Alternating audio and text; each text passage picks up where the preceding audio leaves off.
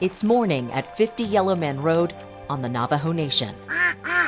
For Cornelia, James, Kylie, and Kenzie, that means checking on the livestock. It's just an everyday normal routine for us. These horses, ducks, and dogs are more than just animals. They're an extension of the family. They mean quite a lot. They do a lot for us in a way, and it seems like what they do for us, we just put it back into them. And it seems like they keep you centered in life. But taking care of them is not as easy as pulling out the hose. The Yellowman property has no running water, so they have to make the daily trip to the well to get it. It's extra work, but this family would have life no other way. In general, life out here is, for me, I would say is perfect because we get to go drive around in our very own backyard and just look at how beautiful this land is.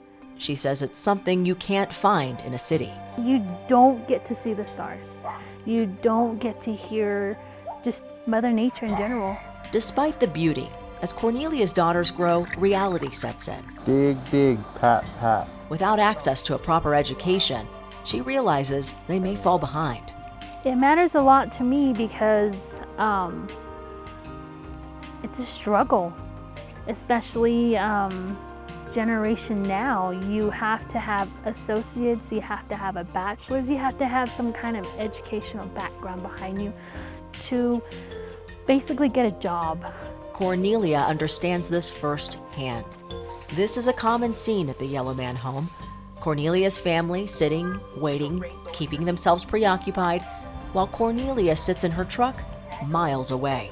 We are actually sitting outside my work area, the Utah Navajo Health System parking lot. This is where I come to get Wi-Fi because Wi-Fi is available to employees out in the parking lot. I'm actually going back to school 2 or 3 semesters from receiving my associates. I didn't know I was so close. I would have went back this past spring, but I kind of delayed because Kylie, I want her to be well educated, so I kind of put off my school just for her. When COVID hit, Cornelia stayed home to educate Kylie. Then, a teacher at the Aneth Community Center introduced her to Waterford Upstart. They were doing parent orientation the first day she signed up, and they're giving out flyers. And one specific teacher came up to me, I believe it was Miss Burt. She's like, you should really try this program. It's really good. She's like, they provide the laptop, they provide the Wi-Fi, and your daughter would excel. Cornelia saw it as a game-changing opportunity because her family has never had Wi-Fi in the home. It's like a dream come true getting this software for my Kylie, and also not just for her, for the family. It's gonna change a lot. It's gonna change mommy time for me. I don't have to sneak away from my children to actually come down and submit paperwork or Zoom in on meetings. And Kylie couldn't be more excited. Oh, she's been saying, that's my laptop, Mom.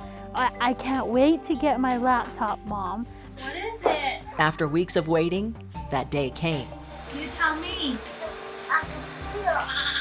It's gonna change a lot. It'll brighten her horizon it'll open her up to a lot of opportunities, experience with laptops, especially she'll take this learning to school. School and hopefully beyond. With access to a good education, Cornelia and James hope their daughters will experience a more equitable life. I just hope she can store everything, every educational thing in her brain, just so that it'll help her understand what type of world she's going to be ready for. I hope they'll see her have a good life. You know, like you always want your children to succeed in life.